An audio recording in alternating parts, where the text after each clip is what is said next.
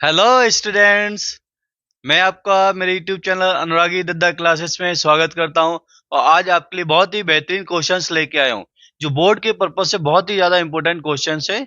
तो आज हम करते हैं क्वेश्चंस को और आपको बहुत ही मज़ा आने वाला है। आइए हम क्वेश्चंस को करते हैं। पहला क्वेश्चन है हमारा, ए students wants to obtain an erect image of an object using a concave mirror of 10 centimeter focal length. What will be the distance of object from mirror? इस क्वेश्चन के अकॉर्डिंग ऑब्जेक्ट को concave mirror के सामने रखा गया है, लेकिन object जो फोकल लेंथ है वो 10 सेंटीमीटर है। अब इमेज बन रहा है इरेक्ट। इरेक्ट इमेज केवल तभी बन सकता है कॉनकेव के केस में जब ऑब्जेक्ट को फोकल लेंथ और पोल के बीच में कहीं रखा जाए। अगर फोकल लेंथ और पोल के बीच में कहीं पर ऑब्जेक्ट को रखा जाता है तो ही इरेक्ट इमेज पॉसिबल है। तो हम यहाँ पर ये कह सकते हैं कि जो ऑब्जेक्ट का डिस्टेंस है हमेशा फोकल लेंथ से कम रहेगा, so less than 10 centimetre. Next question, phenomena of light involve in formation of rainbow. अब ये बताना है आपको। नेक्स्ट पॉइंट है, नेक्स्ट क्वेश्चन है, रेनबो में कौन कौन से फिनोमेना यूज्ड होते हैं। तो रेनबो में पहला काम क्या होता है, लाइट सन से आती है, सन से लाइट आती है और ड्रॉपलेट्स के अंदर एंटर करती है। लेकिन आप ध्यान रखिए, सन से ड्रॉपलेट तक आने में मीडियम क्या होगा, एयर होगा। तो एयर हो गया हमारा rarer medium because droplet is made of water. Droplet के अंदर वाटर होता है। तो आप ये कह सकते हैं air is a rarer medium, air is a rarer medium and water is a denser medium. Air is a rarer medium and water is a denser medium. तो अब आप देखो यहां पर हुआ क्या है, जैसे ही रे ऑफ लाइट ड्रॉपलेट पर पड़ती है तो वो क्या करेगी, यहां पर जो नॉर्मल है, नॉर्मल हमने ड्रॉ कर लिया, सरफेस ऑन द ड्रॉपलेट। तो normal rarer to denser ray of light जाएगी तो हमेशा नॉर्मल की तरफ बेंड करेगी, बेंड्स टुवर्ड द नॉर्मल। तो लाइट थोड़ा सा बेंड कर जाएगी। और एक खास बात और, लाइट जैसे ही ड्रॉपलेट के अंदर जाएगी तो होगा क्या, लाइट स्प्लिट हो जाएगी। स्प्लिट हो जाएगी मतलब डिस्पर्सन हो जाएगा। पहला जो लॉ आया, रिफ्रैक्शन ऑफ लाइट। लाइट एक मीडियम से दूसरे मीडियम में गई, but it will change its direction. Direction of the ray of light will change inside of the droplet, so we can say there is a refraction of light. दूसरी बात, light टुकड़ों में बढ़ जाती है, स्प्लिट हो जाती है, तो इसको बोलते हैं dispersion, dispersion of light. Okay, last one phenomena क्या है, लाइट जब यहां पर रिफ्रैक्ट होती है, मल्टीपल टाइम रिफ्रैक्ट होती है, तो आउटसाइड फ्रॉम द रे ड्रॉपलेट, जब ड्रॉपलेट के बाहर लाइट निकलती है तो डिफरेंट डिफरेंट कलर्स का साइज और बढ़ जाता है। तो अब डेंसर टू रेयरर जा रही है, लाइट स्कैटर कर जाएगी। तो लास्ट वन फिनोमेना क्या है, scattering of light, scattering of light. So you can say there are three phenomena to form rainbow. First, refraction of light. Second, dispersion of light. Third is scattering of light. Now next question. बच्चों आपको मजा आ रहा होगा। अगर आपको मजा आ रहा है तो मेरे वीडियो को लाइक कर दीजिए। अगला क्वेश्चन हम करते हैं। मैं आपको सिर्फ और सिर्फ PYQ करा रहा हूं, तो साथ में मोस्ट इंपोर्टेंट क्वेश्चंस करा रहा हूं, इसके अलावा कुछ भी नहीं कराऊंगा मैं आपको। नेक्स्ट क्वेश्चन है, a light ray enters, a light ray enters from medium A to medium B as shown in figure। आप देख सकते हैं, this is the figure। First part, which one of the two media is denser with respect to other media? Justify your answer। Second part, speed of light in medium A is BA। Medium A में speed of light क्या है, BA है, और speed of light in medium B is BB। What is the refractive index of B with respect to A. तो हमको ये बताना है मीडियम सेकंड का मीडियम फर्स्ट के साथ रिफ्रैक्टिव इंडेक्स क्या होगा। तो हम फर्स्ट वाले की बात करते हैं।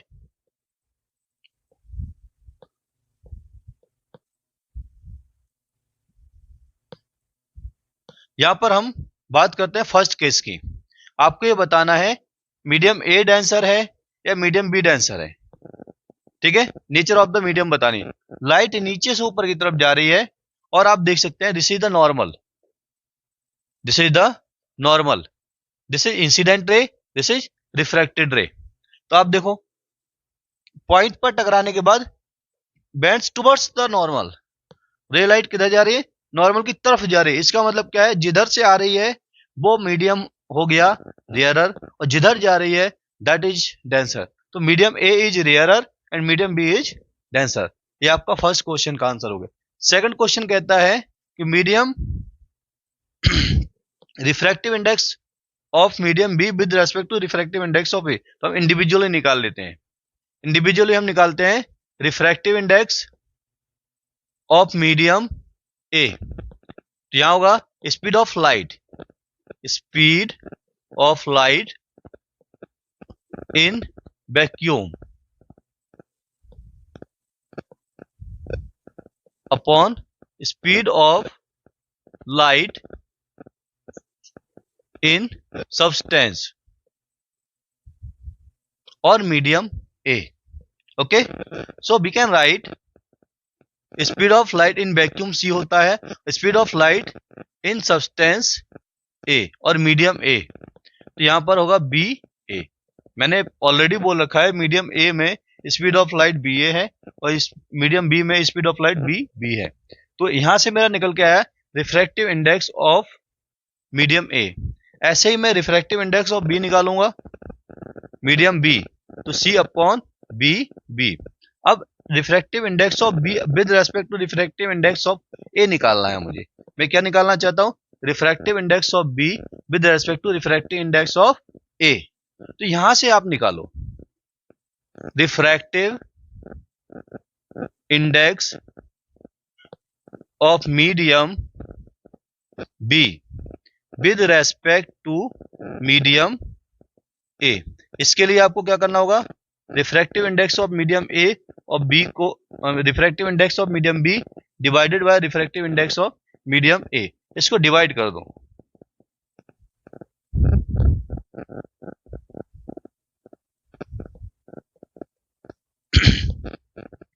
आप यहां से देख सकते हैं अगर मैं इसको डिवाइड करूंगा तो मेरे पास क्या आएगा, C B B divided by C B A. Finally we get C into B A divided by C into B B. C को सी से काट दिया, हमारे पास आ गया B A upon B B. This is the refractive index of medium B with respect to refractive index of medium A. तो ये आपका नेक्स्ट वाला क्वेश्चन हो गया। नेक्स्ट क्वेश्चन और करते हैं हम।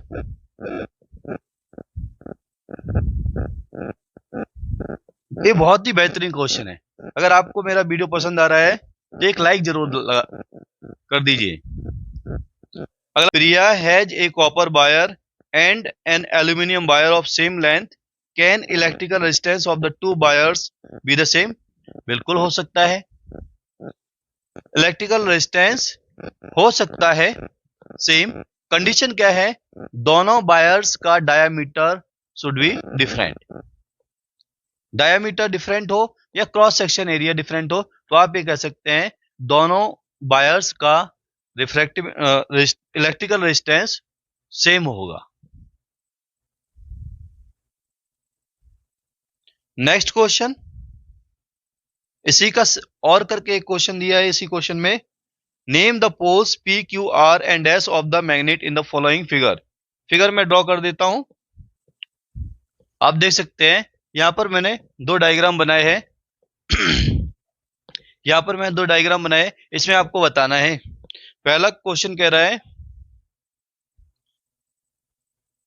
Name the point P Q R S and S of the magnet in the following figure A and B. Figure A में देखो आप, ये फिगर ए है, ये फिगर बी है। तो आप देख रहे हैं यहां से मैग्नेटिक फील्ड लाइंस निकल रही हैं और यहां से भी निकल रही हैं, तो यहां से बताना बड़ा मुश्किल हो रहा है। लेकिन आप ऊपर वाली देखेंगे तो मैग्नेटिक फील्ड लाइन निकल करके वापस क्यू पर जा रही है। It means N is a north pole and Q is a south pole. तो हम लिख सकते हैं P is a north pole and Q behaves like south pole. In second case you can see यहां से रे ऑफ जो magnetic field lines है वो लेफ्ट टू राइट जा रही है, यहां से भी लेफ्ट टू राइट जा रही है। इट मींस ये नॉर्थ पोल होगा, ये साउथ पोल होगा और ये एंटर कर रही है इस जगह पर। तो हम कह सकते हैं R is a north pole and S is a south pole. Okay, आपको एक क्वेश्चन का आंसर मिला होगा। बहुत ही बेहतरीन क्वेश्चन है, आपको समझ में आया होगा। यहां से सिर्फ पॉइंट्स के नेम बताने हैं, पॉइंट्स क्या क्या हैं।